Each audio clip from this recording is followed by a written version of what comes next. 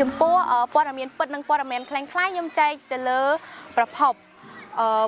ហ្នឹងខ្ញុំឆែកទៅលើគេហទំព័រដូចជា Facebook Page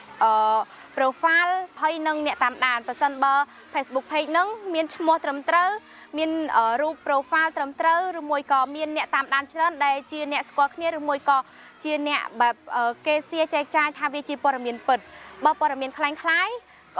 ឈ្មោះ Facebook អត់ផ្លូវការអីហើយរូប profile វាអត់ពិតប្រាកដដែរពេលអញ្ចឹងទៅខ្ញុំអាចបែងចែកឬក៏កត់សម្គាល់តាមរយៈ Facebook Page ព័ត៌មានទៅកាន់បណ្ដាញសង្គមយើងគួរតែស្វែងយល់នៅ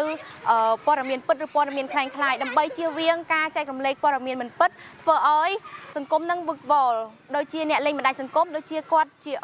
គាត់អត់សូវដឹងពីព័ត៌មានពិតឬក៏មិនពិតទេពេលអញ្ចឹងទៅយើងជាយុវវ័យដើរទាន់សម័យយើងគួរតែស្វែងយល់ជាមុនសិនហើយយើងគួរតែអនុវត្តតាមវិធីសាស្ត្រដូចជាកុំទាន់ជឿកុំទាន់ធ្វើកុំទាន់ផ្សព្វផ្សាយហើយយើងគួរតែចែករំលែកព័ត៌មានអ្វីមួយប្រកបដោយការទទួលខុសត្រូវដោយខ្លួនឯង